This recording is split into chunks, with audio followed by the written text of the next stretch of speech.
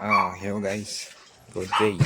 So, ang vlog ko ngayon ay kung ilan ang konsumo ng ating Sniper 155 from the La Union, San Juan ba yan? Puntahan ko, basta yan, to San Jose Labrador. So, let's review the fuel consumption ng Sniper 155 version 1. I like that bit. Na. Huwag nyo napansinin yung odometer kasi nag-DIY lang ako na iwan ko, pinagbalik ko mali ata. So ganyan. So yan. Based sa reading ng Sniper, 55.9 kilometers per liter.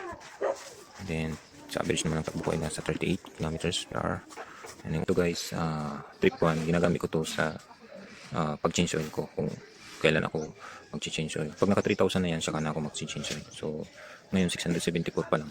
So maano pa yung langis ko yan. Sa trip 2 naman, ito yung ginagamit ko sa tuwing nagfo-full tank ako. So bago ako pumunta sa La Union, nag-full tank muna ako. So ito yun. Papunta sa kapabalik 231 kilometers. Meron pang natira na maliit, pero alam ko dito mga 10 kilometers magbiblig na to, or 6 to 10 kilometers magbiblig na to. So lang, estimate lang natin. So yun na. So let's compute the average ng ating fuel consumption average ng ating Sniper 155 version 1.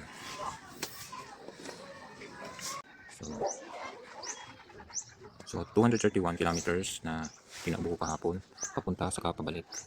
So i-plus lang natin yung yung 1 bar, more than more or less 6 to 10 kilometers na tatakbo pa nun bago siya mag-blink.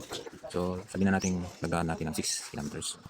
Okay, then equals, then divide natin doon sa 4.6 liters. Ano pala guys, yung full tank ko ay naka yan hindi siya naka center stand, naka side stand lang yan. Tapos yung full tank ko ay nandito, dito siya. Basta lumagpas ng konti dyan, naka side stand, okay na.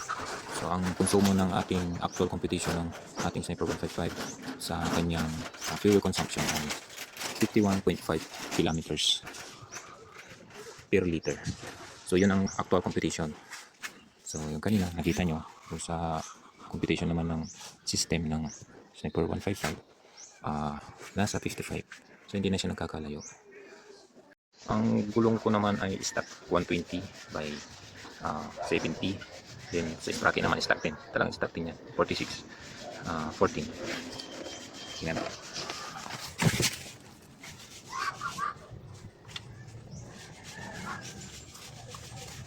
Itong sprocket ko pala binaliktad ko na siya.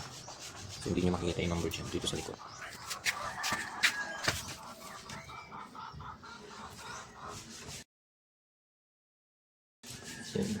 46.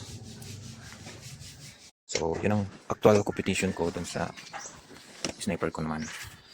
So yun lang.